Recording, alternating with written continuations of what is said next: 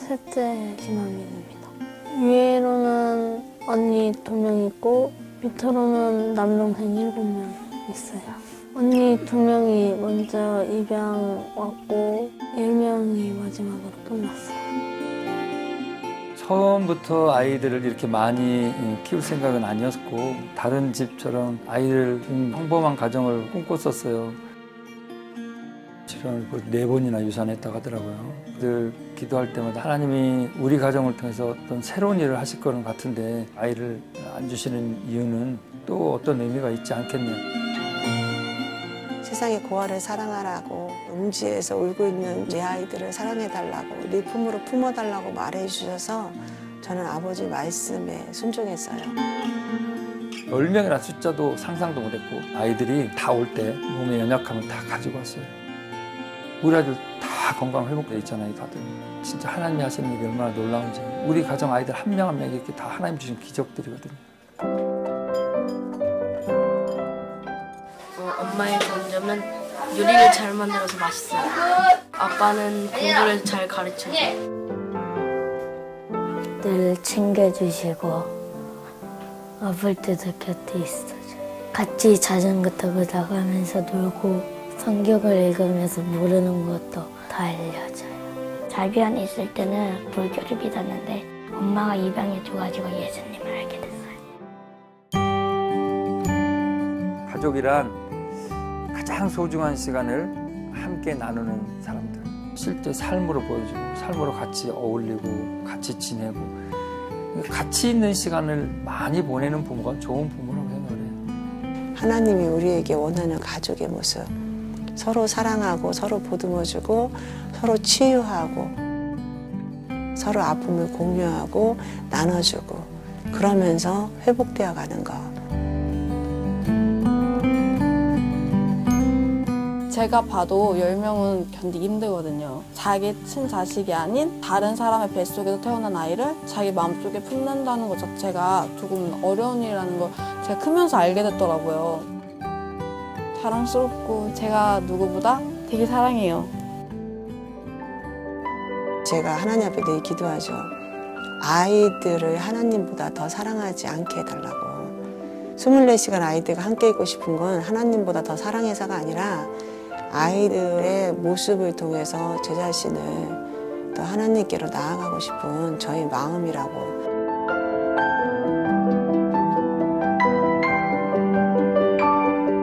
엄마가 다른 애들의 엄마도 되어주고 지역 봉사를 되게 많이 하셨잖아요. 그걸 보면서 저는 한국에서가 아니라 가장 가난한 나라가 어디인가라고 생각을 했고 아프리카라는 대륙에 가서 봉사하고 싶다는 생각을 했어요. 하나님이 저한테 주신 사명이라고 저는 생각을 해요.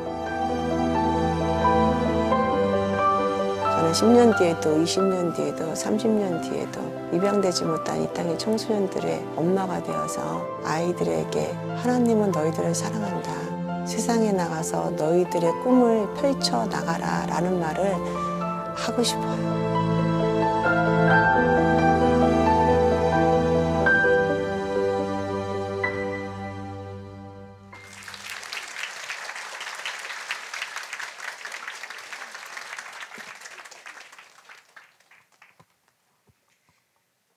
바로 앞에서 얼굴 보면서 얘기하려고요. 그렇죠? 우리는 이 자리에 모여있는 우리는 모두 다 엄마니까요.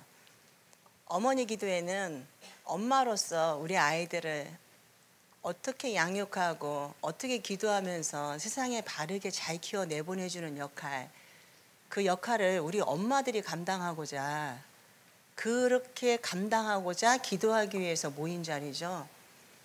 무슨 설교가 무슨 필요가 있겠고 무슨 좋은 말 그런 말들이 무슨 의미가 있겠어요. 이렇게 같은 엄마가 엄마에게 서로 살아온 이야기들을 이야기하면서 내게 찾아와 주신 내 하나님 아버지를 통해서 변화된 나의 삶을 우리가 함께 은혜 받으며 그리고 하나님은 저런 분이구나 라고 이야기할 수 있는 그리고 내 가슴으로 품을 수 있는 그런 시간이 이 1시간이 되었으면 참 좋겠습니다.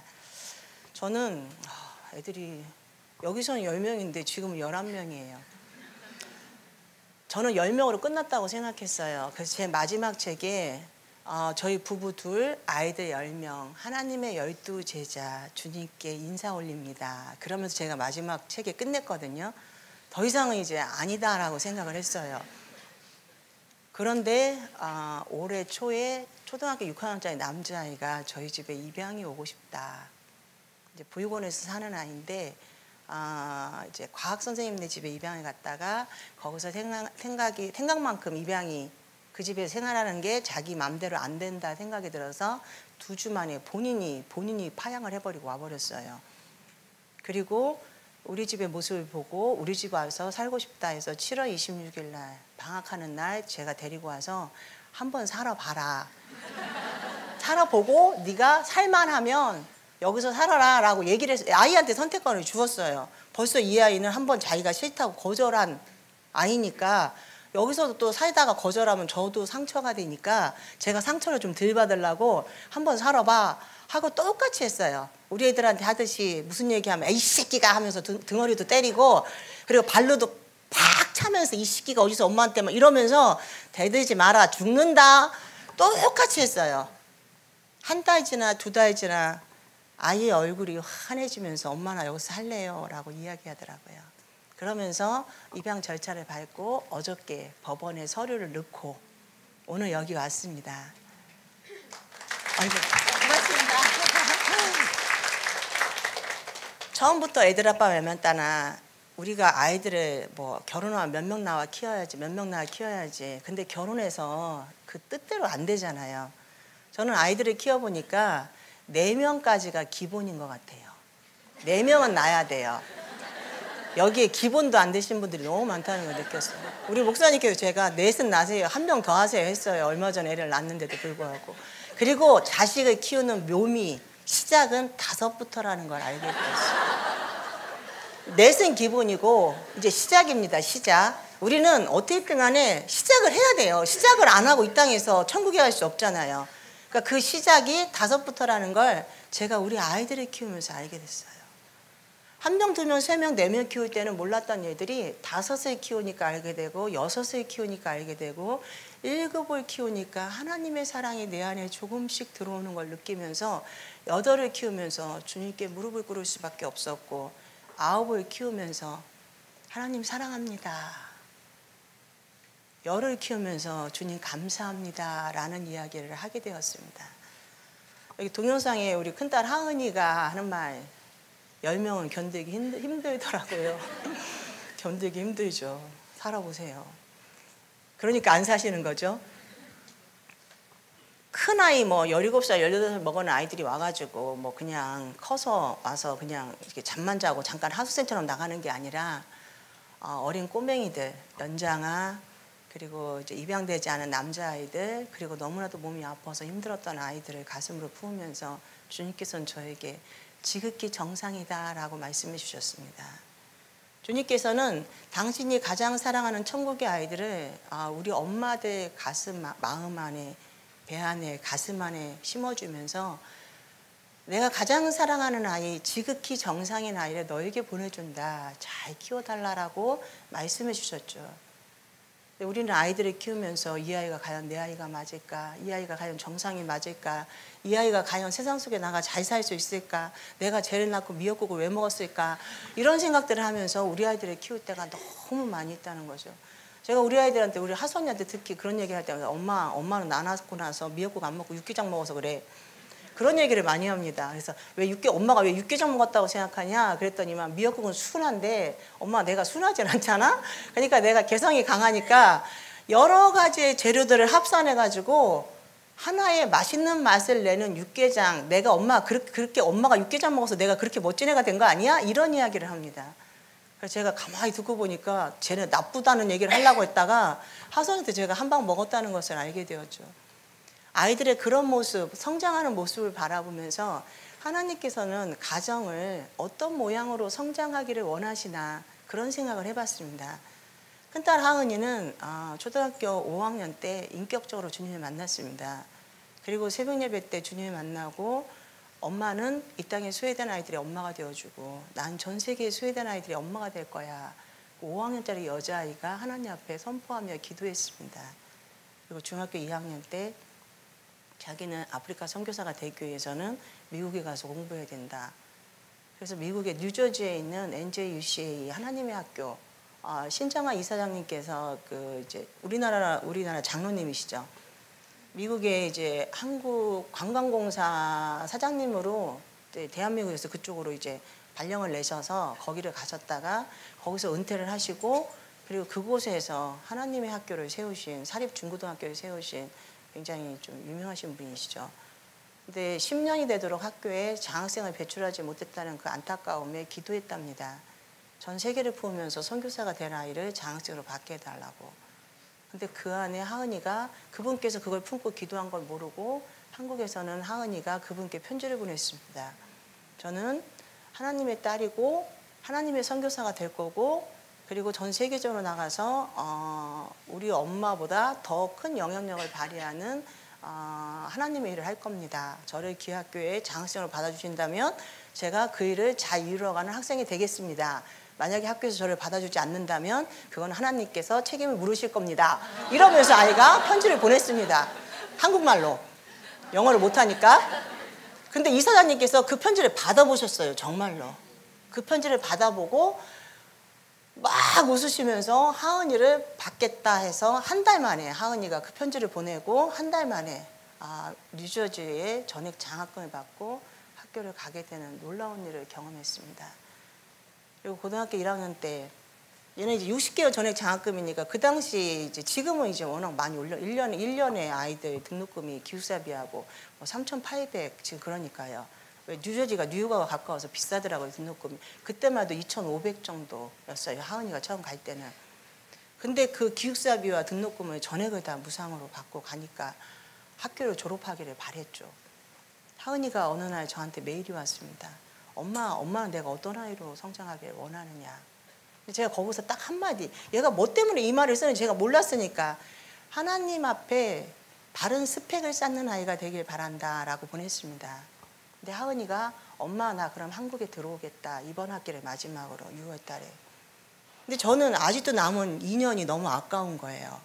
그 남은 2년이 아까운데 얘가 지금 한국에 들어오면 미국은 중학교 고등학교가 졸업장이 없어요. 아시죠? 여기가 뭐 분당 밑에 천당. 그죠? 그러니까 분당 밑에 천당이라고 하는 곳이죠, 여기가. 그러니까 분당 밑에 천당이면 천당보다 더 위에 사시는 동네에 사시는 분들이니까 수준이 굉장히 높다는 걸 제가 알아요. 그러니까 미국이라는 사회가 중학교 고등학교가 우리나라처럼 이렇게 분리되지 않고 그냥 합산돼서 중학교 졸업장을 따로 받을 수가 없어요. 받으려면 대사관으로 연결해가지고 대사관에 다시 또 우리나라 오면 다시 그 공증받아가지고 또 영어로 한국말로 번역해가지고 굉장히 복잡해요. 근데 아이가 고등학교 1학년 때 들어오면 중학교 과정 한국에서 인정이 안 되기 때문에 그 복잡한 서류를 떼기 귀찮으니까 제가 분명히 검정고시를 봐야 돼요. 그러려면은 얼마나 불편할까 생각하면서도 아이가 무엇 때문에 원하는지도 모르는 상황에 저는 들어오라고 말했습니다. 한마디 말도 물어보지 않았어요.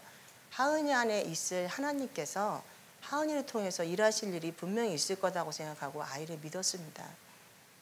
그리고 하은이는 들어왔고 바로 중학교 검정고시를 보고 엄마 나는 캄보디아에 전기도 안 나오고 물도 안 나오는 곳에 가서 아이들을 가르치는 일을 할 거야 하면서 캄보디아 캄봉점 오수아니에 있는 지역으로 날아가서 정말 유치원에서 아이들을 가르쳤습니다. 본인 스스로도 물도 안 나오고 전기도 안 나오는 곳에서 빗물을 받아 쓰고 그리고 발전기를 돌려서 하루에 한 3시간, 4시간 정도 그냥 겨우 전기를 쓰는 그곳에 가서 어린아이들을 가리키는 10대 선교사가 되어서 아이들 사역을 했습니다. 하은이는 영어가 되기 때문에 이제는 내가 주님의 일을 하는 10대 때 하나님 앞에 헌신하는 아이가 되고 싶다라는 그 꿈을 안고 한국에 들어왔고 저는 물어보지도 않은 상태의 아이가 자신의 길을 걸어가도록 그냥 격려했습니다. 그리고 하은이는 본인이 약속한 그 시간을 채우고 들어왔고 다시 검정고시를 봐서 대학생이 됐습니다. 그러니까 지금 이렇게 여기 지금 내일이 수능이죠. 우리는 이제 검정고시를 봤기 때문에 수능을 안 치렀죠. 이제 8월에 시험을 보고 그리고 수시로 대학을 갔습니다. 근데 하은이가 대학을 가는 이제 대학을 가겠다고 할 쯤에 하선이가 언니랑 같이 공부를 하겠다 해가지고 동생 하선이가 1년 어린데 그 하선이가 언니랑 같이 검정고시를 봤습니다. 검정고시를 같이 보고 있는데 이제 2월 달부터 검정고시를 준비하는데 하은이가 동생 하선이한테 검정고시를 준비하고 시험을 준비하는 우리는 첫 시간에 주님께 먼저 기도해야 된다. 그래서 그 동생 하선이 손을 붙잡고 새벽마다 하선이를 깨워서 교회에 와서 기도를 하게 시켰습니다. 근데 하은이하고 하선이하고는 참 기질이 달라요. 제가 두 딸을 볼 때 하은이는 뭘 하나를 하면은 묵직하게 그 일만 하고 제가 하은아 이거 해라 하면은 그렇게 하고 저는 잊어버려요. 근데 잊어버렸는데 하은이는 계속해서 그 일을 하고 있는 아이고 하선이는 해라 하면은 엄마나 해 하고 도망가는 아이예요. 그러니까 기질이 달라요. 우리 집에서 유일하게 2명이 친자매인데 친자매를 제가 한꺼번에 같이 입양을 했거든요. 근데 정말 기질이 달라요. 그러니까는 하은이는 동생을 끌고 교회를 가서 정말 열심히 기도하고 하선이는 교회 가서 언니 때문에 어거지로 끌려가서 그냥 앉아 있어요. 근데 그냥 앉아 있는 것도 그냥 앉아만 있으면 괜찮은데 자요. 새벽마다 목사님들께서 저희는 이제 강릉중앙감리교회가 저희 애들 아빠는 강릉중앙감리교회에서 소속으로 강릉 아산병원에 소속 목사로 파견을 보냈고 그래서 저희 애들 아빠는 아산병원 원목입니다. 그러니까 이제 부목사님들이 새벽마다 번갈아 가면서 설교를 해요. 그러니까는 오늘은 이제 뭐 다른 목사님, 내일은 다른 목사님, 7분의 부목사님들께서 번갈아 가면서 설교를 하시는데, 그러니까 우리 하은이 하선이 너무 잘하잖아요. 그것도 꼭 한가운데 앉아가지고 이제 예배를 드려요, 아이들이. 그럼 저는 저 뒤쪽에 앉아 있고, 그럼 하은이가 정신없이 이렇게 기도를 하고 있는데 하선이가 옆에서 그냥 가만히 이렇게 하고 졸면 괜찮잖아요. 이러고 자요, 애가. 바로 이 한가운데서. 그러면은 하은이가 너무 쪽팔리니까 이렇게 툭 쳤대요, 한 번은. 근데 얘가 새벽 예배라는 시간을 잃어버린 거예요, 졸려가지고. 목사님께서 설교하는 그 상황에 툭 치니까 왜 건드려! 하면서 소리를 지른 거예요. 그러니까 우리가 그 교육관이 한 요만해요. 그러니까는 이제 본 예배 5시에 예배는 대강당에서 본당에서 새벽 예배를 하고, 그리고 이제 6시에 드리는 새벽 예배는 요 정도 되는 교육관, 중고등부실인데 요 정도 되는 교육관에서 드리거든요. 그리고 요 한가운데 정도 앉아 있으면 옆에 이제 권사님들이 잔뜩 있으시잖아요. 근데 거기서 그 새벽에 목사님께 설교하셨는데 갑자기 이렇게 툭 쳤다는 것 때문에 승질을 부리면서 애가 소리를 지른 거가 이제 지금까지도 그 얘기를 해요. 목사님들께서 웃으면서 하선이 저 아이가 저렇게 성장했다고 그런 얘기를 해요. 그 정도로 2명 아이들이 기질이 달라요. 근데 그렇게 새벽 예배, 그런데도 불구하고 제가 너 왜 나가서 거기서 잠을 자고 있냐, 엄마가 창피해서 못 살겠다, 그 얘기를 했습니다. 근데 하선이가 한 말이요, 엄마가 믿는 하나님과 내가 믿는 하나님이 다른 것 같아. 제가 놀래가지고 네가 믿는 하나님과 내가 믿는 하나님 왜 다르냐, 우리는 전부 다 한 분만을 모시고 사는데, 그랬더니 엄마, 내가 믿는 하나님은 내가 아무리 졸아도, 내가 아무리 예배 시간에 잠을 자서 언니가 나한테 이렇게 툭 쳐가지고 내가 소리를 질렀어도 그래도 그 자리에 앉아있어 주는 것만 가지고도 괜찮다라고 이야기하는 하나님이야.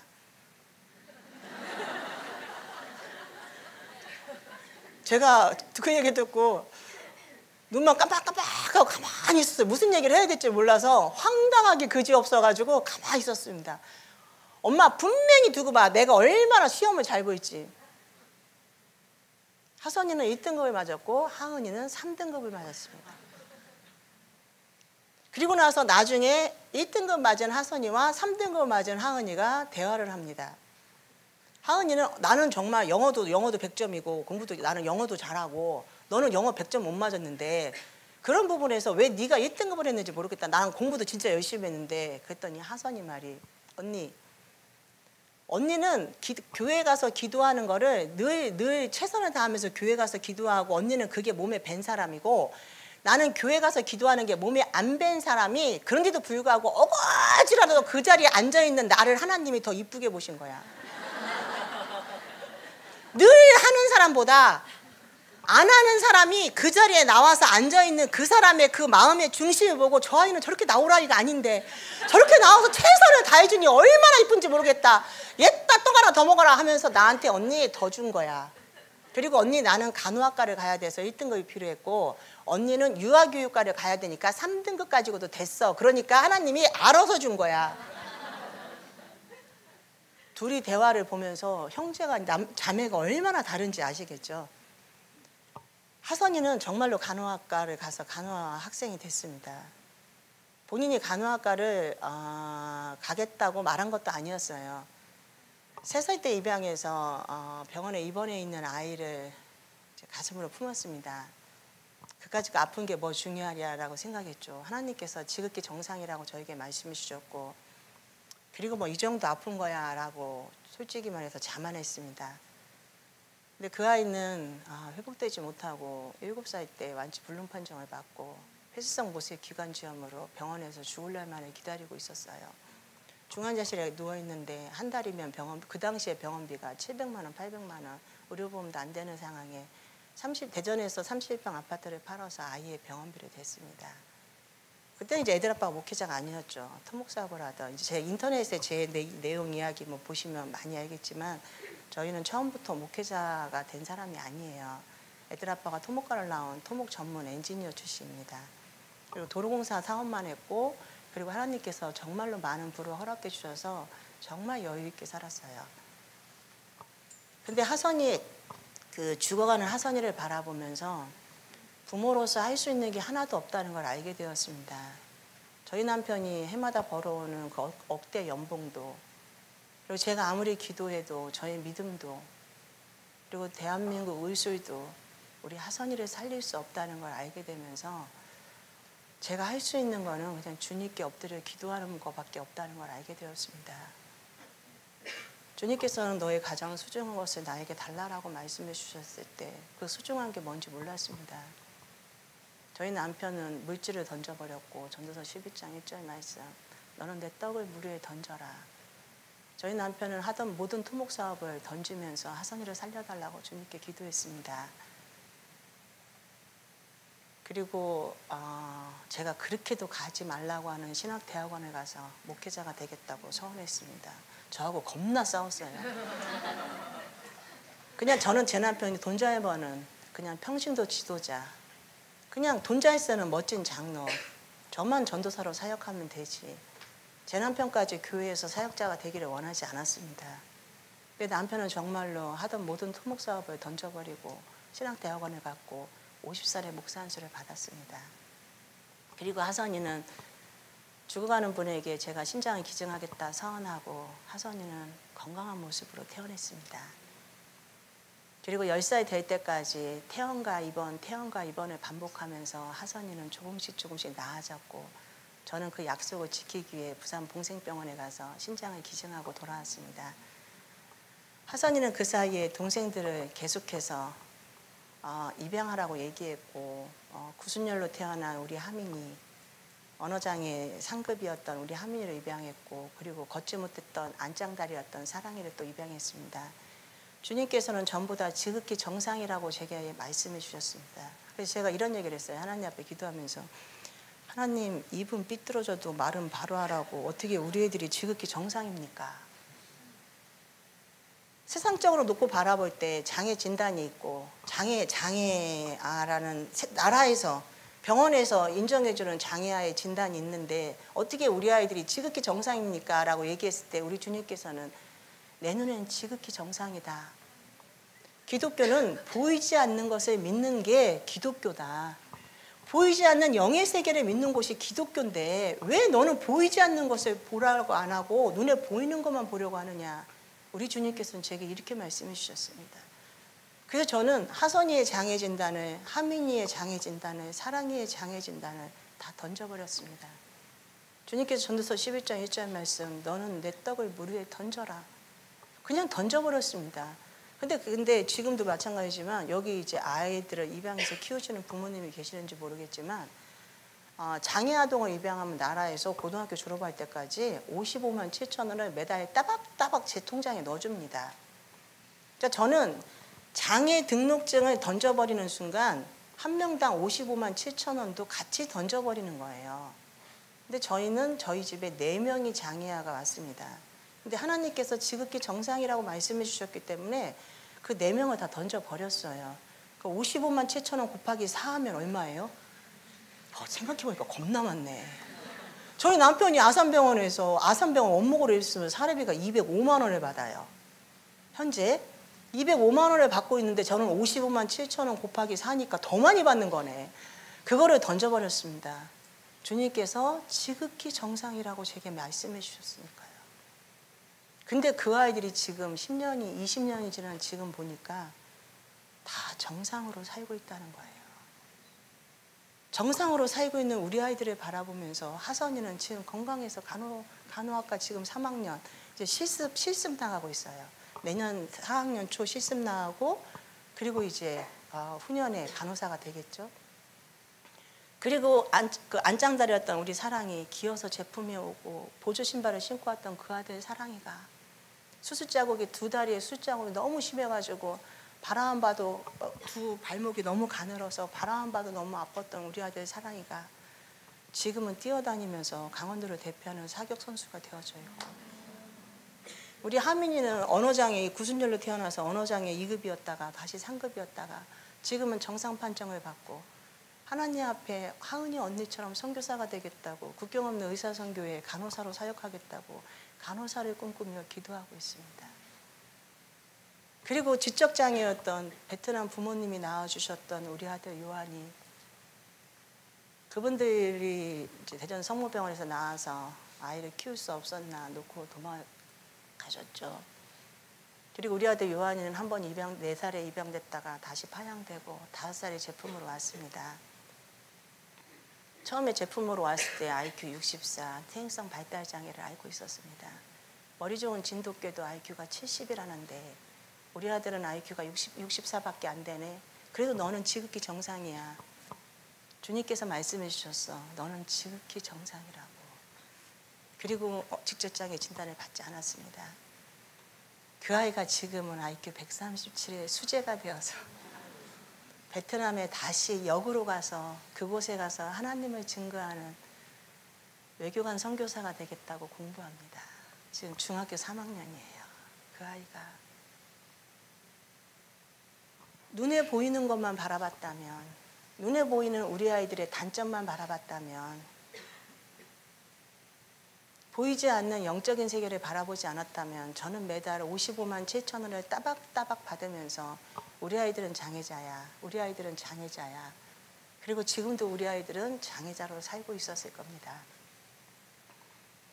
보이지 않는 영적인 세계를 믿을 수 있는 이 믿음을 주님께서는 제 안에 심어주셨고, 저는 55만 7천 원 곱하기 4를 던져버리면서 우리 아이들을 건강한 건강인으로 바라보기 시작했습니다. 제가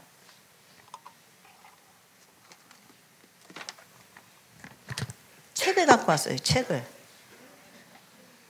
너무 집중력들이 뛰어나셔서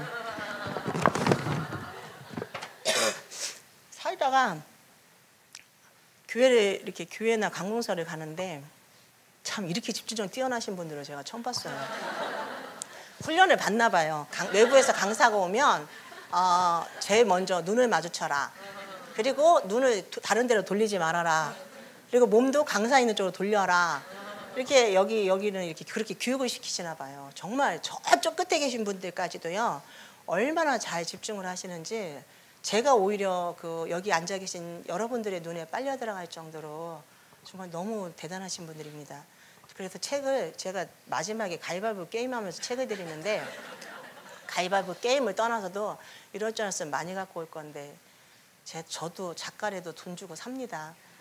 자식이 많은지라 많이 사올 수가 없어서 몇 권 못 사왔는데 이럴 줄 알았으면 정말 많이 사올 건데, 그 큰 교회에 정말 죄송합니다. 제가 큰 교회를 몇 번 가는데 큰 교회 분들의 나는 정말 이렇게 큰 교회를 섬긴다라는 자부심이 강하셔서 그냥 큰 교회 다니고 있다라는 그 자부심만을 가지고 앉아 계신 분들이 너무 많더라고요. 그러니까 다른 거 하나도 없는 그냥 취미 활동, 클럽 활동, 사교 활동 이런 의미로 교회를 다니고 계신 분들을 너무 많이 봐가지고 저는 여기도 혹시나 그랬는데 혹시나가 아니라는 것을 알게 되었습니다. 죄송합니다. 정말 멋진 여러분들의 모습을 바라보면서 저는 이천수 목사님에 대해서 알지 못합니다. 알지 못하는데 이천수 목사님께 굉장히 감사합니다. 원래 이 얘기를 안 하려고 했는데 여러분들의 정말 이런 빛나는 눈빛을 보면서 얘기를 안 할 수가 없어요. 여기 교회를 섬기고 있는 부부를 제가 제 동생으로, 그러니까는 우리는 서로가 서로에게 입양을 합니다. 기독교인은요, 하나님을 아버지라고 섬기는 순간, 주님이 내 아버지다라고 우리가 서로 고백하는 순간, 너 몇 살이야? 진짜 39, 나 55살이야. 내가 언니지? 이러면서 형제와 자매가 됩니다.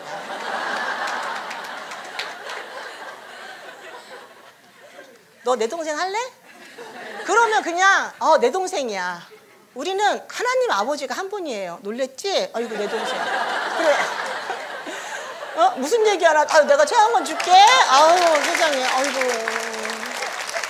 왜 나는 안 물어봤어? 속으로 그랬지? 우리는 서로가 서로에게 입양되어주는 존재들이에요. 내가 내 아이들을 입양하는 것만이 문제가 아니라 우리는 하나님 아버지 안에서 서로가 서로에게 입양되어주고 입양되고, 그러면서 우리는 이 땅에 우리가 가지고 있는 계급장 그까짓 거 아무 쓸모없어요. 천국에 올라가면요 다 성도예요. 천국에 올라가면요 어떤 계급장 그까짓 거 필요 없어요. 목사, 사모, 아이고 죄송합니다 목사님, 아무 소용없어요 그까짓 거. 그냥 이 땅에서 사역하는데, 그리고 뭔가 일을 하기 위해서 직분이 필요했기 때문에 목사와 장로와 사모와 권사가 필요한 거였지, 교회에서는요 어린아이, 평신도, 그리고 새 가족이 가장 위대하잖아요. 그리고 어떻게 보면 장로, 목사가 가장 바닥이에요. 예수님께서 너희도 이와 같이 섬기며 살아라. 당신께서 3년의 공생애의 사역 동안에 당신께서 하신 대로 목회자라면, 지도자라면 이렇게 섬기며 살아라 라고 이야기했기 때문에 교회에서는 목사가 가장 낮은 직급이라는 거죠. 목사가 가장 많이 섬기며 살아야 되는 직급이 목사예요. 근데 대한민국 한국교회가 어느 날부터인가 이상하게 변제돼가지고 목사가 이제 천당후에 군림을 하죠. 천당후에 분당이 아니라 천당후에 목사가 되어버리는 세상이 되었죠. 근데 저는 그걸 생각해 볼 때 이천수 목사님을 얼굴도 본 적도 없고 이분에 대해서 아는 것도 없어요. 굉장히 이분을 존경하는 이유 중에 하나가 여기 부부가, 집사가 여기 교회에 섬깁니다. 제가 얘 이름까지 얘기하면 얘 누나 하면서 나 죽이려고 할 텐데, 하여튼 영화 쪽 일을 해요 부부가 다. 제가 차마 이름은 말 못하게 저 죽이려고 할 것 같아요. 와이프는 캐나다 국적을 갖고 있습니다. 한국 사람인데. 여기 아파트로 이사 왔어요. 요 옆에 아파트. 그리고 딸이 하나 있어요. 딸이 하나. 딸이 이뻐요. 제 조카인데 얼마 전에도 강릉 와서 놀다 갔는데, 이따 저녁 때 7시에 여기 뭐더라 그 교회 옆에 그 옆에 그 뭐더라 그 동태 말린 거 생태 코다리 7시에 코다리찜 먹기로 되어져 있어요. 걔네들 부부랑 둘 다 영화사 쪽 일을 합니다. 저희 가족 영화 이제 상영하겠다고 해서 만나서 5년 전에 만나서 지금까지 나 누나한테 입양시켜줘. 내가 너 입양할게. 그래서 우리가 형제가 되었습니다. 그래서 그때부터 지금까지 누나, 그리고 와이프 희연이는 아니 희연이가 그 와이프는 형님 하면서, 언니 형님 하면서, 그래 하면서 저는 이제 저희 남동생의 와이프처럼 이야기합니다. 저희 집에 와서 잠도 자고 저희 애들 아빠 팬티까지 입으면서 이제 샤워하고 나니까 입을 게 없어. 제가 팬티를 주니까 얼른 입고 안 갖다 줘요. 그런 관계가 되었습니다. 걔네들이 3년 전에 저희 집에 애들하고 이제 여름에 수영 이제 바닷가에서 수영하면서 형님 하면서 이 아이가 얘기합니다. 우리 목사님께서 이번 주일날 설교를 하셨는데 설교 속에 우리 교회 돈 많습니다. 여러분들이 세상 속에서 정말로 필요한데 사역하고 싶은 곳에 있으면 그곳에 홀려보내도 됩니다. 그런 설교를 했답니다. 교회는 하나님의 일을 하기 위해서 늘 최선을 다해야 되는 곳이고, 그리고 여러분들이 하고 있는 그 사역 또한 교회가 하는 사역이랑 똑같습니다. 필요한 곳에 흘려보내도 됩니다 라고 이야기를 했답니다. 근데 그 이야기를 듣고 얘네 두 부부가 하나님 앞에 기도하고, 그리고 우리 집 중에 한 명의 아이를 자기들이 가는 선교사, 아이들은 가는 선교사지만 우리는 보내는 선교사로 아이들을 돕고 싶다라는 이야기를 하더라고요. 저는 이천수 목사님이 알지도 못하는데 그분의 설교가 우리 아이 한 명을 돕는 일에 쓰임을 받고 있다는 거에 대해서 굉장히, 그래서 제가 거기서 더 어렵고 힘든 사람을 돕는 일에 쓰면 안 되겠니? 그랬더니 이 아이가 결혼 전에 저는 언니 실은 입양을 하려고 했어요. 아이를 캐나다에서 공부할 때도 모든 상황 속에서도 아이를 입양하고 싶었는데 결혼해서 영아 쪽 일이 너무 많고 힘들고 바쁘다 보니까 한 명만 아이를 낳고, 그리고 늘 그 꿈을 꾸고 있었는데 하나님께서 언니를 만나게 해주신 이유는 함께 그 길을 걸어가라고 만나게 해주신 것 같아요. 그러면서 꼭 이 일을 돕고 싶습니다. 저는 보내는 선교사가 되고 싶어요. 우리 목사님께서 설교하신 거를 꼭 그 설교에 내가 거기에 동참하는 사람이 되고 싶어요 라는 이야기를 저에게 와서 했습니다. 저희 집에서 잠을 자면서. 그러면서 선교사를 꿈꾸는 우리 하은이를 선교 훈련을 받게 도와주고, 그리고 하은이가 호주에 가서 이렇게 일을 할 수 있도록 거기에 맞춰가지고 도와주고, 지금 캐나다 가서 공부할 수 있도록 그 기숙사비를 지원을 해주고 있습니다.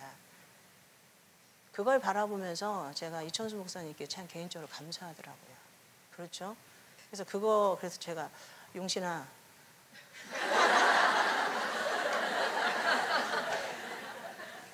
제 동생 이름이 용신이가 아니에요. 얘한테 제가 그 얘기 참 많이 합니다. 그랬더니 나 누나 여기 오는 거 알아. 그러면서 며칠 전에 전화 왔어. 어떻게 아냐? 얘기 안 했거든요, 진짜로. 그랬더니 누나 주부에 다 나왔어. 그러면서 얘기를 하는데, 그래 누나 너네 교회 간다. 네가 가장 자랑스러워하고 네가 너무너무 좋아하고 서울에서 살다가 교회 옆으로 이사까지 가면서 누나 나는 평생 이 교회에서 교인들과 함께 하나님의 사역을 꿈꾸며 함께 이 교회에서 살 거야. 그리고 내 딸이 목사님들의 기도를 통해서 기도를 받으며 성장할 수 있는, 그러니까 얘가 그 서울까지 지하철 타고 부인하고 같이 왔다 갔다 하려면 굉장히 먼 거리예요. 얘가 직장에 제가 이제 가봐서 알지만 짧은 거리가 아니거든요. 그런데도 불구하고 온 가족이 함께 교회 옆에 붙어서 교인들과 더불어, 그리고 하나님 앞에 감사하면서 살고 싶다 해서 교회 옆으로 이사 온 아이들이에요. 얼마나 교회를 사랑하겠어요. 그러니까 목사님 말 그 주일날 설교 한마디에 그렇게 순종하고 저희 강로로 날아온 거 보면 참 감사하고 고맙죠. 저는 이천수 목사님 대해서 알지도 못하고 본 적도 없고, 그리고 그분에 대해서 그분이 쓰신 책만 읽었을 뿐인데 그분께 이런 은혜를 받고 있다는 거에 대해서 참 감사하게 생각합니다. 다시 한번 여러분들께 고맙다고 인사하고 싶습니다. 고맙습니다. 다시 돌아서 제 동생 용신이한테 절대 이 얘기 해주지 마세요. 저 알면 또 누나 그러면서 책에도 못 쓰게 해요. 그 얘기를. 그 이유는 한 손이 한 일을 이쪽 손이 모르게 했으면 좋겠다. 그런 마음으로 두 부부가 그러니까 표시 안 냈으면 좋겠다라고 이야기하더라고요. 그래서 저도 네가 섬기는 하은이가 잘 자라고 있다. 그래서 그냥 늘 통화하면서도 절대 얘기 안 해요. 근데 이제 아이가 이제 선교훈련이 끝났다. 이럴 때 한 번씩 문자로 보내주죠. 선교훈련 끝났다. 다음 사역을 위해서 준비한다. 이렇게만 얘기해요. 그러면 이제 더 이상 다른 얘기 한마디도 안 합니다. 그 선교훈련을 받았던 그 아이가 제게 문자를 보냈어요. 오늘 우리 하은이가 보낸 문자에 제가 이 문자를 읽어드리겠습니다.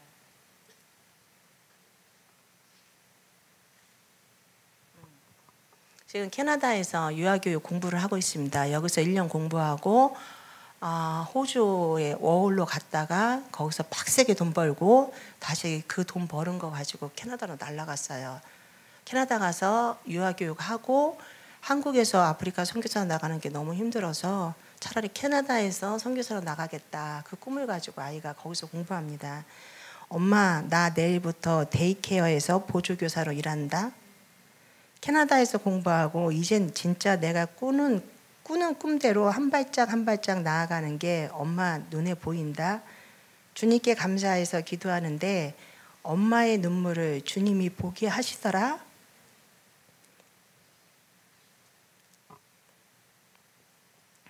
엄마, 이젠 우리 위해서 울지 마. 제가 이거 읽고 참 많이 울었거든요.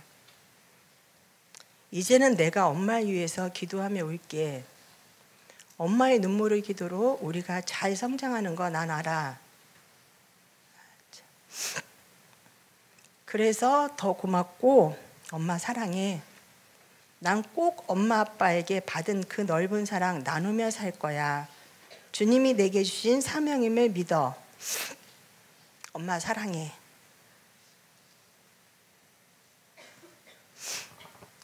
스물한 살 먹은 하은이가 22살 먹은 하은이가 한국에서 22살 아이는 어떤 아이들일까요? 환경으로 인해서 일찍 성장해버린 우리 하은이를 바라보면서 부모의 눈물의 기도가 자식을 바라보면서 세상의 모든 것을 집어던지고 주님만 바라보면서 아이를 키운 그 부모의 기도가 아이들을 이렇게 바르게 키우고 있다는 것을 알게 되었습니다. 전도서 11장 1절 말씀, 너는 내 떡을 물 위에 던져라. 그것만 있는 줄 알았는데 20년이 지난 지금 보니까 하나님께서는 그 뒷말씀이 있다는 걸 알게 해주셨습니다. 여러 날 후에 도로 찾으리라. 주님께서는 별것도 아닌 세상의 명예, 별것도 아닌 세상의 돈, 별것도 아닌 남편의 그 사업체 다 던져버리고 났더니 더 많은 것으로 우리에게 채워주셨다는 것을 알게 되었습니다. 11명의 당신의 보석 같은 자녀들, 당신의 보석 같은 자녀들을 저에게 맡겨주시면서 정희야 잘 키워서 세상에 내보내줄래? 제가 뭐라고? 우리 부부가 뭐라고? 우리 부부를 선택해서 당신의 사역을 이루어 가시나? 20년이 지난 지금 하은이의 이 문자를 통해서 저는 알게 되었습니다. 하나님께서 저를 엄마로 세우셨다는 걸. 아이들과 함께 웃고 웃으면서 그리고 울면서 힘들고 어려운 시간에 넘어오면서 죽음보다 더한 고통의 터널을 넘어오면서 주님은 어디 계십니까? 라고 울었을 때 주님은 제 옆에 딱 붙어서 저와 함께하고 계셨다는 것을 알게 되었습니다. 아이들의 단점을 단점으로 보지 않고 장점으로 보시는 내 주님으로 인해서 저는 저의 단점까지도 사랑할 수 있는 사람이 되었습니다. 내가 나를 사랑하니까 내가 자존감이 높아지고 내가 나를 사랑해서 자존감이 높아지니까 우리 아이들 한 명 한 명 한 명 한 명을 그지없이 사랑하는 엄마가 되어 있다는 걸 알게 되었습니다. 아이가 무언가를 계획하고 꿈꿀 때 꼬치꼬치 캐물으면서 아이에게 너 왜 그러냐 뭐냐 엄마에게 말해달라가 아니라 아이를 근처 변함없이 믿어주는 엄마가 되어 있다는 걸 알게 되었습니다. 너는 할 수 있어 라는 꿈을 꾸는 엄마가 되어 있다는 걸 알게 되었습니다. 저는 여기서도 그렇게 제가 얘기했는데 10년 뒤에도 20년 뒤에도 30년 뒤에도 이 땅에서 입양되지 못하는 하나님께로 입양되지 못하는 우리들의 청소년들과 굳이 가정 안에서 입양의 의미가 아니라 하나님 앞에 주님께 나는 주님을 아바 아버지라고 부를 수 없는 그 아이들, 주님께 입양되지 못하는 청소년들과 그리고 가정으로 입양되지 못하는 우리의 아이들의 엄마로 살고 싶습니다. 그게 제가 가장 꿈꾸는 저의 꿈이고 가장 소망하는 길이고 가장 제가 이 땅에서 잘하는 일이라는 것을 우리 아이들을 키우면서 알게 됐더라고요. 주님께서는 저를 그러기 위해서 그 많은 시간 힘든가 어려움과 인내와 연단을 겪게 하셨나 봅니다. 저는 10대 때 헬리나오의 뜨거운 영성의 세계로 들어가는 책을 읽고 고등학교 2학년 때 하나님 앞에 기도했습니다. 대학을 졸업하고 나는 헬리나오행 같은 사람처럼 된다는 거는 감히 제가 뭐 어떻게 그분 같은 뭐 하버드 교수셨고 그리고 뭐 평생을 장애우들 10명도 안 되는 장애우들과 그분이 천국에 가실 때 정말 입고 있는 오단벌밖에 없다라고 할 정도의 검소한 생활을 하시면서 그들과 그 장애우 아이들과 그렇게 살아왔던 그 삶을 제가 과연 어떻게 본받을 수 있겠습니까? 근데 그 뜨거운 영성의 세계로 들어가라는 그 책을 읽고 주님께 서원했습니다. 주님, 저는 평생을 주님이 가장 사랑하는 장애우들과 살겠습니다. 대학을 졸업하고 바로 장애인 시설에 가서 그들과 함께 그리고 30이 넘으면 장애인 그룹홈을 하겠습니다. 제가 그렇게 서원을 했어요. 17살 때.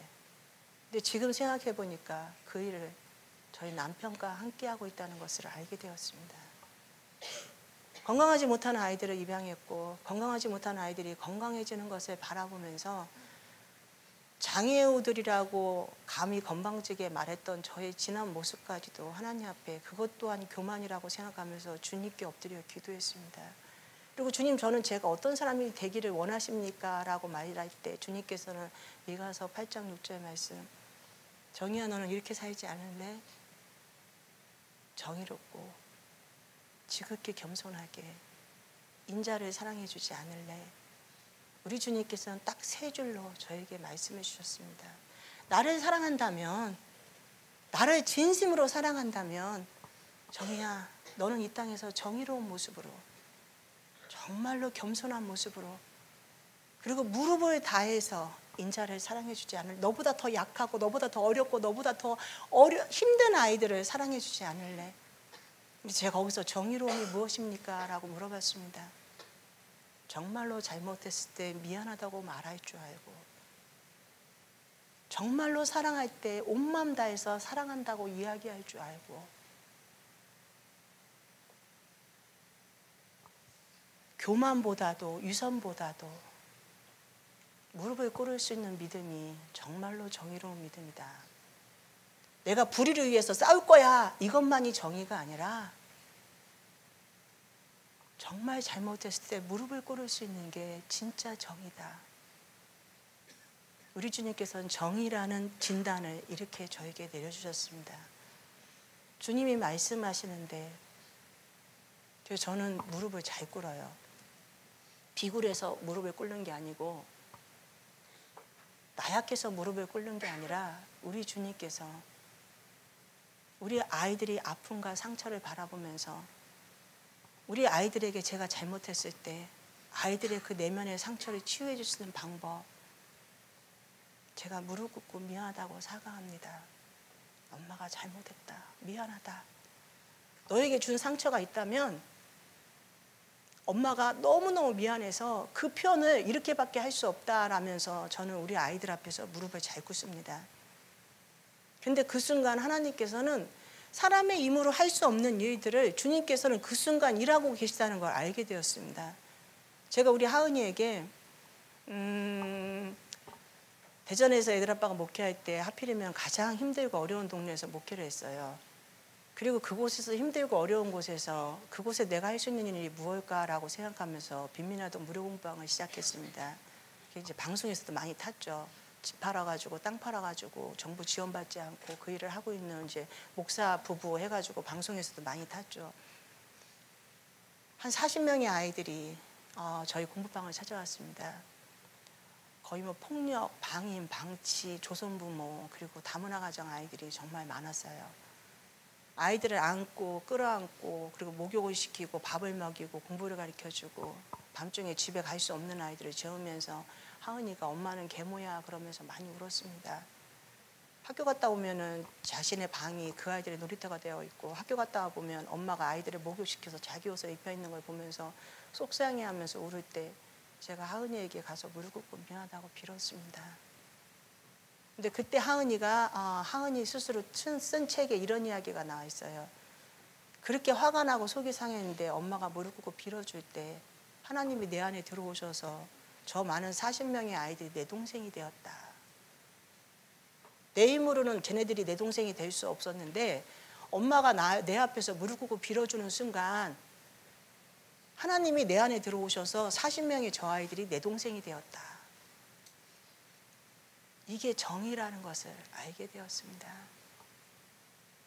아무리 어린 아이라도 지극히 겸손하게 아이들을 섬길 수 있는 믿음이, 우리 주님께서는 이 땅의 다음 세대를 위해서 우리가 우리 아이들을 그렇게 섬겨주기를 원한다는 것을 알게 되었습니다. 교회가 아이들을 방치하는 게 아니라, 집에서 아이들을 방치하는 게 아니라, 세상에서 아이들을 방치하는 게 아니라 가장 겸손한 어른들로서 할 수 있는 가장 겸손으로 우리 아이들을 섬겨주기를 바란다는 걸, 우리 주님께서 그걸 원하신다는 것을 우리 아이들 11명을 키우면서 알게 되었습니다. 그리고 아이들을 키우면서 내 아이들만 소중한 게 아니라 하나님께서는 우리에게 두 손을 허락해 주신 이유가, 한 손에는 내 아이의 손을 붙잡고 다른 한 손은 세상에 소외되고 어려운 아이들의 손을 붙잡고 함께 걸어가 주길 원한다는 것을 주님께서 우리에게 두 손을 허락해 주신 게 바로 그거라는 것을 또한 알게 되었습니다. 인자를 사랑해라. 나보다 더 힘들고 어려운 아이들을 사랑해 주지 않을래 정이야. 우리 주님께서 날마다 저에게 그렇게 말씀해 주셨습니다. 그래서 저는 비밀하던 무료 운방을 하면서도 저 아이들이 주님의 아이니까 내 아이들이지. 집을 팔고 땅을 팔면서도 내 가족이기 때문에 아깝다는 생각을 해본 적이 없었습니다. 그리고 이제는 하나님께서 아무것도 없을 때 하나님 우리는 이제 가진 게 없어요. 애들 아빠가 저를 따라서 2년 뒤에 신장을 기증하고 나서 아픈 사람의 심리를 알고 아픈 사람의 마음을 이해하고 나는 이런 목회보다는 특수 목회, 아픈 사람을 배려하고 그리고 죽어가는 분들에게 주님을 증거하는 그런 병원 사역을 하고 싶다라고 얘기할 때 하나님께서는 가진 게 하나도 없을 때 이제는 모든 걸 다 던져버리고 주님만 믿고 따를 때 오로지 의지할 거라고는 나는 약해져야죠 라고 고백하면서 의지할 때라고는 주님 한 분밖에 없을 때 저희들이 원하는 그 길을 가도록 강릉으로 불러주셨습니다. 저는 강릉을요 거의 막 교주 수준으로 생각해요. 얼마나 좋은지. 저는 대전에서 태어났어요. 대전에서 자라. 대전에서 대학 나오고 대전에서 국민학교, 중학교, 고등학교, 대학교 다 나왔어요. 대전을 벗어나 본 적이 없는 사람이에요. 전형적인 대전 사람입니다. 저희 남편은 전형적인 충청도 남자예요. 우리는 대전에서 정말로 대전에서 결혼했고 대전 그 틈을 벗어나지 않았는데 강릉을 가는 순간부터 하나님이 대한민국이란 나라에 당신이 가장 좋아하는 모습을 강릉에다 다 심어놓은 것 같아요. 공기가 새벽 예배 드릴 때요. 저희 교회 강릉중앙감리교회가 경포 국립공원 관광단지 안에 있습니다. 사택의 창문을 탁 열잖아요. 그럼 앞에가 드넓어요. 앞에는 우리 집 사택 앞에는 굉장히 넓은 주차장이에요. 그게 1차 저희 집 마당입니다. 뭐 마당 평생 내가 갖고 있는데 뭐 그거 돈 주고 팔지 않잖아요. 내가 죽을 때까지 갖고 있으면 그게 내 마당이잖아요. 내 마당이에요. 그러니까는 교인들이 예배드리지 않는 한 거기는 우리 애들하고 자전거를 타면서 인라인을 타면서 그 드넓은 주차장에 막 우리 애들하고 막 뛰어놀아요. 눈만 왔다 하면 막 거기 눈썰매 들고 나와가지고 막 놉니다. 그런데 2차 그 앞에 있는 도로가 있어요. 도로 그 앞에 습지입니다. 경포 습지. 저희는 정원이요. 저만큼 넓은 정원을 갖고 있는 사람이 없어요. 그 앞에 경포 습지에 경포 호수가 있습니다. 걸어서 우리 애들하고 아침마다 애들 아빠가 새벽 예배를 갔다 오면 아침마다 우리 애들하고 경포 호수를 한 바퀴 뜁니다. 그 넓은 경포 호수를 한 바퀴 뛰면 대한민국에서 유일무이하게 호수와 바다가 연결된 데는 경포 호수와 경포 바다예요. 경포 해변이에요. 그걸 제 겁니다. 그게 제 거예요. 저는 그 절대 안 팔을 거예요. 제가 평생 가지고 살 거예요. 경포 해변, 그 왜 초등학교 교과서에 나오잖아요. 대한민국 3대 해변 어린이 무엇일까요? 모르지? 선생님이 얘기해 줄게요. 해운대 해변, 대천 해변, 경포 해변이에요. 그 경포 해변을 제가 걸어서 20분 안에 갈 수 있는 지역에 그 경포 국립공원 관광단지 안에 저희 사택이 살고 있어요. 근데 70살 되면 물론 쫓겨나야 돼요. 남편이 은퇴하면 나가야지 별 수 있겠어요. 악착스럽게 살 수도 없고. 그런 곳에 제가 살고 있어요. 근데 경포는 더 중요한 건 강릉은 관광지다 보니까 공장이 없습니다. 공장이 없으면 어떻게 해요? 매연이 없어요. 매연이. 춘천 원주까지 그 뭐 이상한 미세먼지 막 오잖아요. 분당 당연히 오죠. 목사님 입 다무세요. 입 벌려 있어요. 미세먼지 들어갑니다. 미세먼지 오죠? 우리 목사님 너무 순수해. 저 눈이요 우리 행복이하고 똑같아요. 막 눈웃음 장렬 막 엄청나죠. 우리 목사님 눈 처음 딱 봤는데 막 완전히 막 제가 막 완전히 그 눈웃음에 완전히 빠져들었어요. 우리 막내 행복이 누나하고 똑같아요. 먼지가 없어요. 그 이유가 뭐냐면 춘천 하다못해 횡성도 그 먼지 속에서 있었거든요. 그 막 중국에서 넘어오고 할 때. 근데 우리는 이걸 못 들어요. 왜냐하면 대관령이 있어. 대관령. 이 대관령이 이렇게 우리를 막고 있어서요. 대관령을 이 미세먼지가 못 들어와요. 우리는 그래서 저 웃지방에서 그 난리가 나도 우리는요 완전 청청한 지역에 살아요. 거기다 공기 산소가 얼마나 기가 막히냐면 소나무. 솔량 강릉이라고 얘기합니다. 이 소나무가요. 저는 강릉을 뭐 이제 그 가이드 그거 아닙니다요. 뭐 강릉 뭐 하려고 온 거 아니에요. 그 지역에 하나님이 저희 부부를 불러주시면서 6명의 크고 작은 아픔을 가지고 있는 우리 6명의 아이들을 하나님께서 강릉으로 옮겨주셨습니다.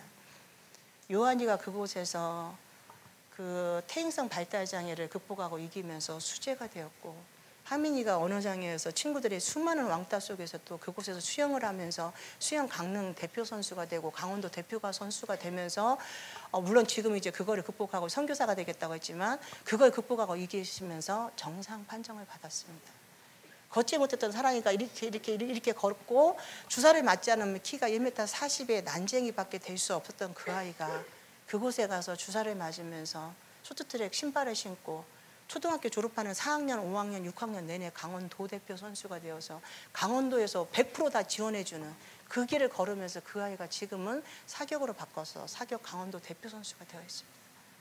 그리고 6명 햇살이까지 왔는데 다시 단위에 초등학교 1학년 때 단위에 데리고 오고 그러면서 아이들 1명, 2명이 크고 작은 아픔을 가지고 강릉에 오면서 그 멋진 자연 환경과 그리고 한 아이가 바르게 성장하기 위해서는 한 마을의 어른의 사랑과 관심이 필요하다는 아프리카 속담처럼 우리 교회 교인들이 아이들을 사랑한다라고 3,000명의 교인들이 우리 애들이 새벽 예배 때 4시 반에 전부 다 애들이 주리주리 막 뛰어가면서 나오는데 새벽에 이제 권사님들이 차를 주차하면서 문 열고 나오다가 졸려서 하품 막 하고 있는데 안녕하세요 권사님 하고 뛰어가는 그 아이들을 바라보면서 김상훈 목사님 아들이지 사랑한다 사랑한다 사랑한다 라는 그 말을 들으면서 우리 아이들이 1년이 지나 2년이 지나 3년이 지나 한 마을의 어른의 사랑과 관심을 받으면서 그리고 정말 좋은 자연환경과 멋진 곳에서 주님의 품 안에서 우리 아이들이 그 대관령 정말 그 귀한 품 안에서 바르게 잘 자란 곳이 강릉이라는 걸 생각해 볼 때 아이들이 조금 ADHD나 조금 좀 이렇게 좀 삐딱하다거나 이런 일이 있으면 저한테 얼른 문의하세요. 그리고 우리 옆집으로 이사 오세요. 그리고 다시 건강해지면 다시 분당으로 오세요. 자연이 우리에게 주는 혜택이 얼마나 위대한지를 자연이 우리가 살아가는 데 있어서 우리의 마음이 얼마나 건강하게 되는 건지를 저는 강릉에 가서 알게 되었습니다. 혼자만의 노력과 수고보다 더불어서 우리 주님께서는 더불어서 함께 합력해서 주님의 일을 이루어 가신다는 것을 알게 되었습니다. 그래서 저는 평생 강릉에서 살라고요. 그냥 평생 강릉을 애찬하면서 하나님 앞에 천혜의 자연환경이라고 소리 높여 외치면서 그곳에서 우리 아이들과 하나님을 증거하며 살겠다고 주님 앞에 서원했습니다. 근데 또 모르죠. 주님이 가라 하면 북한 문 열리면은 가야죠. 저는 북한 선교가 마지막이 북한 선교가 꿈인데 거기다가 얼른 고성쯤에 자리 잡고 있다가 북한 문 열리면 얼른 버스 타고 올라가려고요. 그곳에. 그래서 북한의 아이들 한 세대가 바뀌지 않는 한 사상은 변하지 않잖아요. 2세대가 바뀌어도 변하지 않는 게 사상이에요. 그 바뀌지 않는 그 사상을 조금이라도 더 우리 아이들 주님께서 이렇게 바뀌어주신 거 그 노하우를 힘입어서 그곳에서 헬리나우의 뜨거운 영성의 세계로 들어가라. 천국에 갈 때 내가 입고 있는 하나면 주님 됐습니다 라고 고백할 수 있는 그 믿음의 길을 걸어가고 싶어서 고성 옆에 자리 잡으려고 생각하고 있습니다. 정말이에요. 이거는 제가 책에도 어느 책에 가도 북한 선교가 제 마지막 꿈입니다 이렇게 써 있는 거 있거든요. 제가 왜 북한 선교를 꿈꾸냐면 외국에도 나갈 수 있고 충분히 할 수 있죠. 제가 이 나이에 무슨 언어를 익히겠습니까? 제가 할 수 있는 가장 쉬운 이 언어, 배우지 않아도 되는 이 언어, 거기 가면 이 언어 쓸 수 있잖아요. 그렇기 때문에 제가 가장 잘할 수 있는 언어로 가려고 북한 선교를 꿈꿉니다. 그리고 미리부터 40대부터 북한 선교를 위해서 기도하며 준비하고 있습니다. 하나님께서 천국에 가는 그날까지 아파서 누워있지 않기를, 천국에 가는 그날까지 행여나 범죄하지 않기를, 천국에 가는 그날까지 눈빛으로 주님만을 바라보기를, 내가 서 있는 이 자리가 바로 천국임을 고백하면서 하나님 앞에 천국에서의 삶을 그냥 연장성산으로 주님께 가는 그 길로 우리 아이들을 바라보면서 그 길을 걸어가기를, 그게 우리 엄마들이 우리 아이들에게 심어줘야 될 꿈이고 우리 엄마들이 우리 아이들에게 내일을 향해 나아가게 해주는 비전이 아닌가. 저는 우리 아이들 11명을 키우면서 이제 내년 되면 12명이 됩니다. 또 오라이 또 있다고 제가 얘기했죠. 12명의 우리 아이들을 키우면서 주님께 고백합니다. 제가 주님께 고백할 수 있는 단 하나의 언어, 주님 사랑합니다.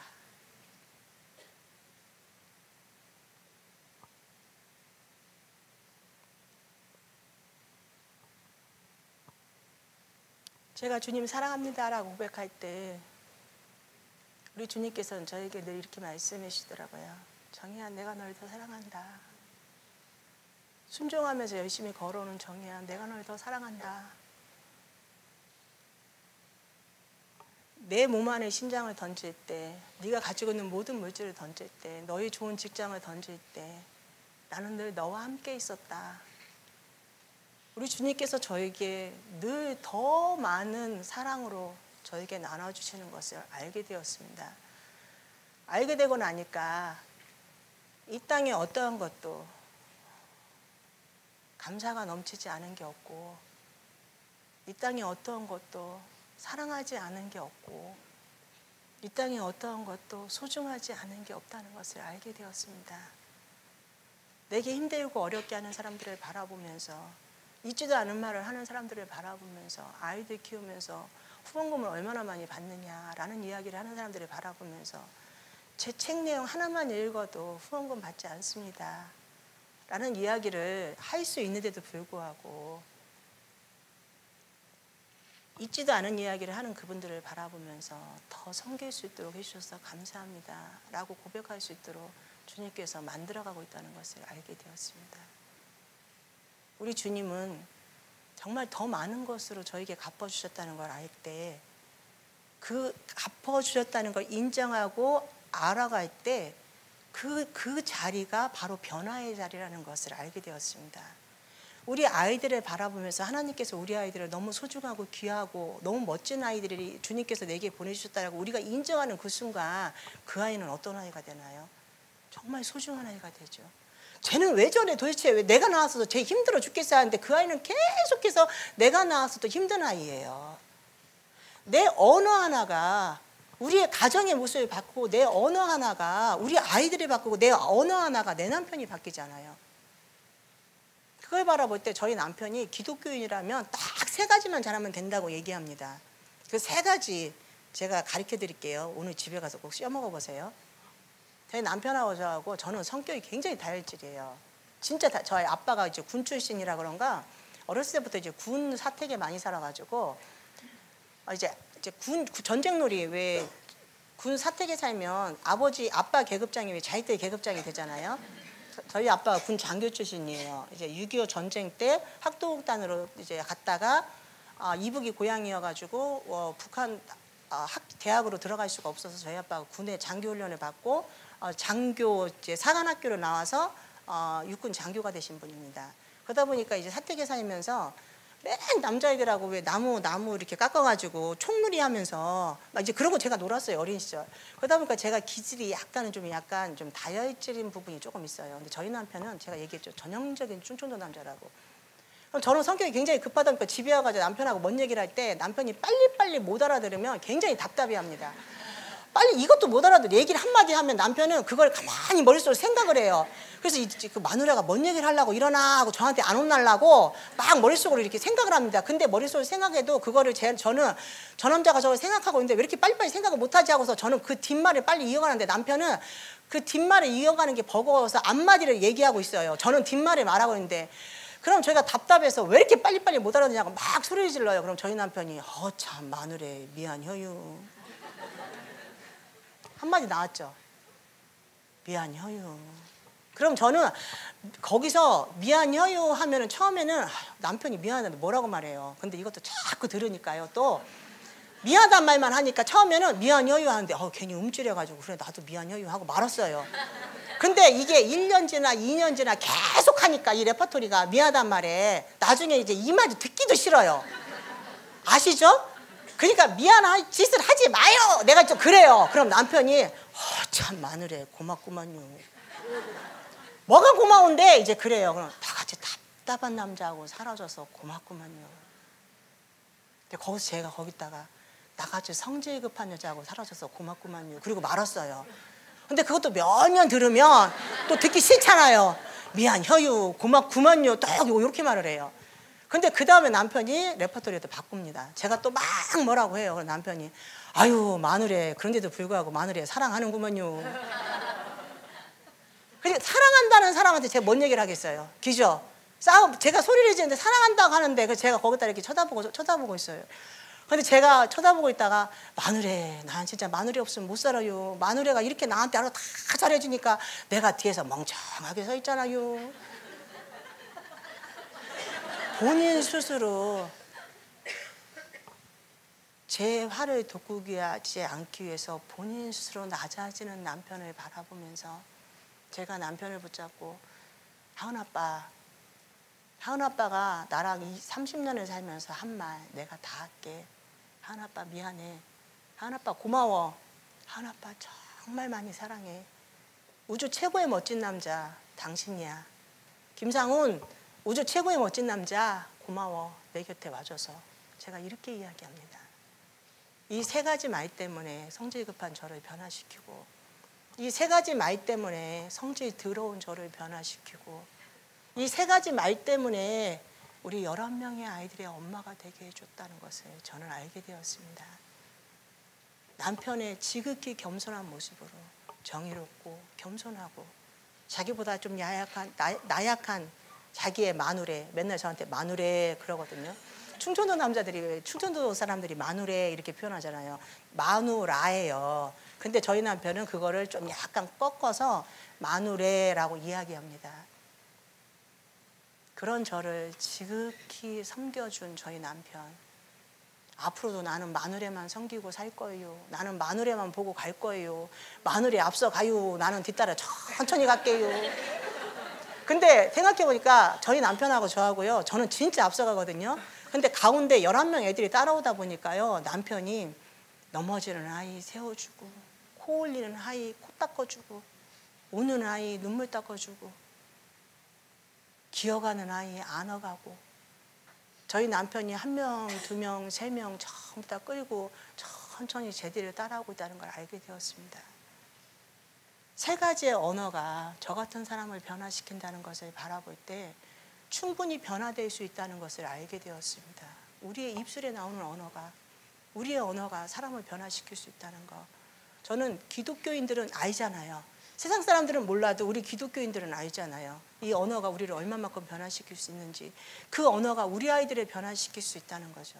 그 언어가 우리 옆집 아이를 변화시킬 수 있고 그 언어가 우리 옆에 있는 교회에 힘들고 어려운 사람을 변화시킬 수 있고 그 언어가 나를 변화시킬 수 있다는 것을 우리는 알잖아요. 오늘 이 하루 우리의 이 세 가지의 이 언어가 나와 우리 주변을 정말 많이 변화시킬 수 있는 이 분당 동네가 될 수 있기를 간절히 바라며 잠깐 기도하겠습니다. 주님 고맙습니다. 우리는 누구나 다 아브라함 같은 믿음을 원합니다. 아브라함 같은 많은 분을 달라고 주님께 기도하고 아브라함처럼 하늘의 별을 셀 수 없는 만큼 많은 자손을 달라고 주님께 기도합니다. 우리의 자손들이 믿음의 명문가를 이루어가 달라고 주님께 날마다 기도합니다. 그렇지만 주님, 주님께서 너의 가장 소중한 것을 내게 달라라고 얘기할 때 우리는 주님께 기도합니다. 주님 그것만은요. 그리고 우리는 뒷걸음질 칩니다. 아버지, 내가 주님께 아브라함 같은 믿음을 달라고 기도할 때 아브라함 같은 믿음의 명문 가문을 하나님께서 보여달라고 기도할 때 아버지, 이제는 우리가 주님께 가장 소중한 것을 먼저 던질 수 있는 믿음이 되기를 간절히 바라고 원합니다. 우리가 믿음으로 던질 때 주님께서는 여러 날 후에 도로 더 많은 것으로 갚아주셨다는 것을 성경의 말씀을 통해서 우리는 알게 됩니다. 주님, 저 사람의 일이 아니라 옆집의 일이 아니라 뒷집의 일이 아니라 그 기적이 나의 일이 되게 하여 주시옵소서. 그 기적이 이제는 희망을 노래하는 우리 가족의 가족이 될수록 그 우리 가족의 일이 될수록 주님 축복하시고 함께하여 주시옵소서. 그런 말미암아 하나님 앞에 더더욱 감사하다, 사랑한다라고 고백할 수 있는 우리들의 믿음이 되기를 주님 간절히 바라옵고, 이제는 돌아서 하나님 앞에 우리가 내뱉는 언어가 이웃을 살리고 우리 가족을 살리고 나를 살릴 수 있는 귀한 언어만을 사용할 수 있는 우리들의 믿음이 될 수 있기를 또한 간절히 바라고 원합니다. 단점을 바라보지 않게 하시고 단점 안에 숨겨진 그 내면 속에 귀한 장점을 바라볼 수 있는 우리들의 믿음이 될 수 있도록 주님 축복하여 주시옵소서. 참으로 좋으신 예수님의 이름으로 기도합니다.